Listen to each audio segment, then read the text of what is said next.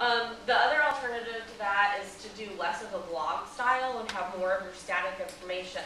But again, I would argue that it's still important to keep that information up to date as possible. If the last time you updated your resume was a year ago, again, I'm not going to give it as much importance as someone who updated it right before they sent it to me. So it might not be the information they're looking for. Be careful if you're currently working for someone about like what you say about where you're working. That can get really tricky. It's the same thing with the social media. I mean, don't say anything you wouldn't say directly to your boss's face, because it will, you know, usually get back to them, and you don't want it to harm your current job or prevent you from getting a future job.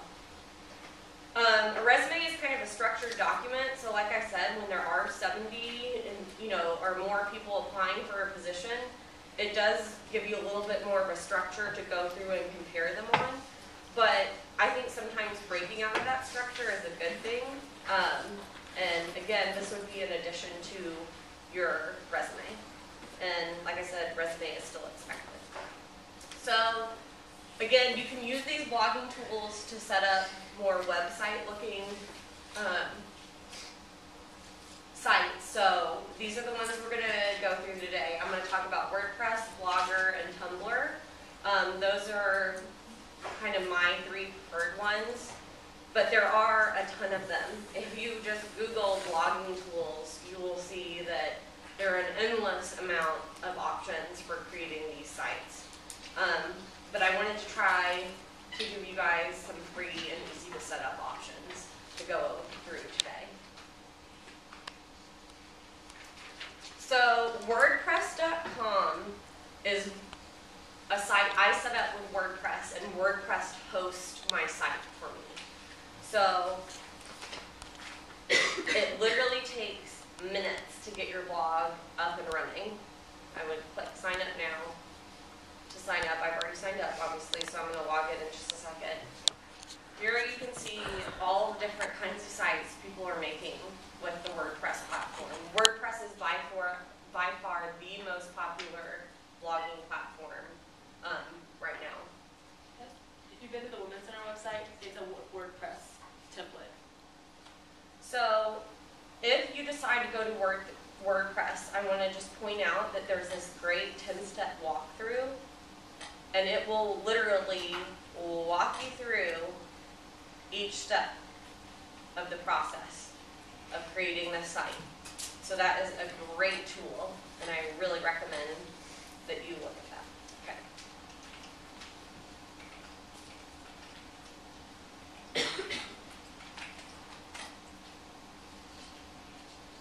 Okay, so now I'm logged in.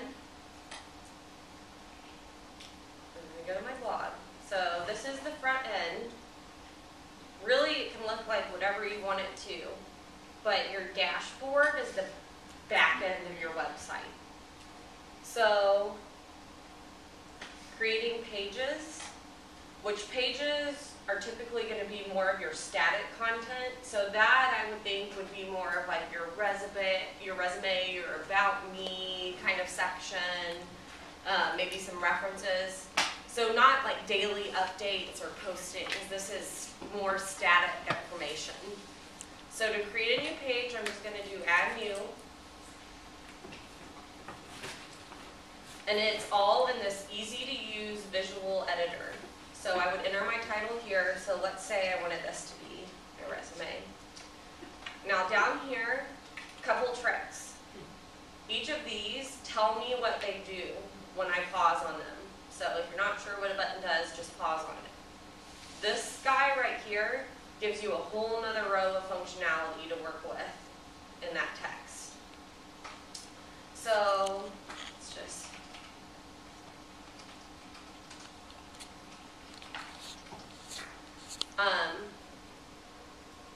my text is going to be a certain font based on the theme I choose, but I can do different sizes, so you can make something a header, you have all these different options. I can change the color, if I want to put something in quotes. If you're copying and pasting something from a Word document, you need to use this guy for it to keep its formatting. Otherwise, it will just paste the text and you'll lose all that formatting. Let's say I wanted to insert a picture under my name.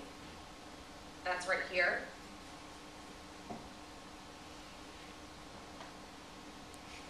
Spring sorority grades, uh-oh. That would be static content. Yes.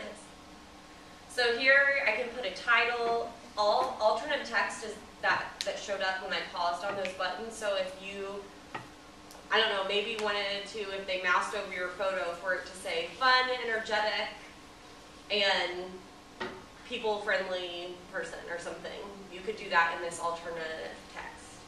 And also make sure your title's not misspelled or offensive, because if they try to download your photo, it pulls that title as well. Right. Yeah. I personally hate the way WordPress puts captions in, so I recommend if you want a caption under a photo, just inserting the photo and then putting your own text underneath them. And that's just because if you do it in here, it puts this whole big box around the entire photo. It kind of makes it look like a Polaroid, but it just takes what is, to me, a more modern looking website and starts making your photos look really dated. And you can't control where that text goes if you put it in here. Whereas if I just put it under my picture, I have direct control of if it's centered, if it's right-hand aligned, how big it is, if it's bold. I just have more control over it. So this link URL is what I want this image to link to. So maybe I wanted my picture to link to my visual CV. I could grab my link for that and put it right here, and when they clicked on my picture, that's what would pull up. If you don't want it to link to anything, you just want the picture in there, you click none. Here's how I want it aligned, and then here's the size. So then I'm going to click insert, and I've got my picture in there.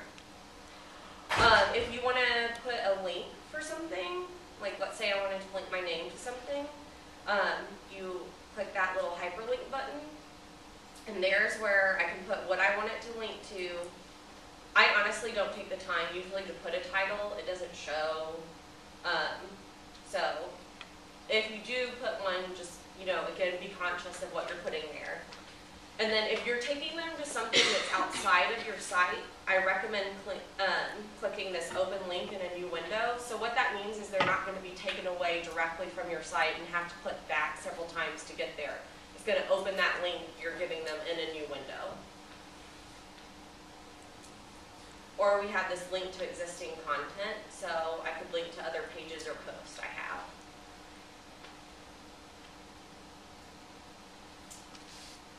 If you're getting up, especially resumes, those are kind of long usually, and this little box is so hard to see in sometimes. This little guy will go to full screen mode, and so that's a lot easier to work in. And it's just moved those image button here. Usually in adding a video file here, it's going to be too large, so I want to show you how to embed a video. I would upload it to YouTube. If you want to make it private, you can, or you can make it where they can search for it, because I would assume this is like a professional video if you're wanting to put it on your website. You click this embed code right here, and you just grab, you always want to make sure you unclick this include related videos, because you don't control what they consider related videos, and we've gotten in trouble with that before. It's not a good thing. I usually just leave all of these unchecked, and you're probably going to want to do the small or maybe the medium one, probably usually the small one. So once I have my settings how I want them, I just copy this code, and I don't have the full screen.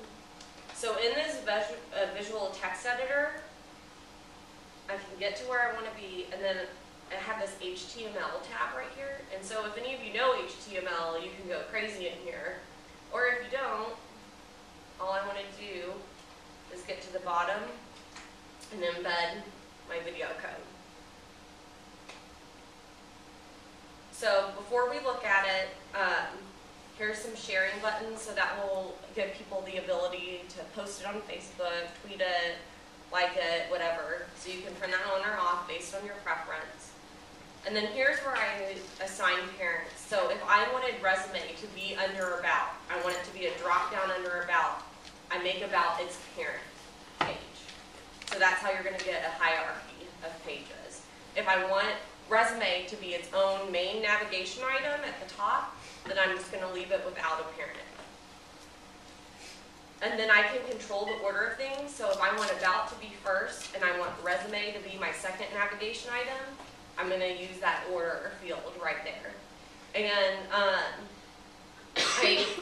that will work for both drop downs and main navigation items. So you can, if you have several drop downs under about and you want them in a certain order, this order function will work for that as well. So I'm going to go ahead and publish.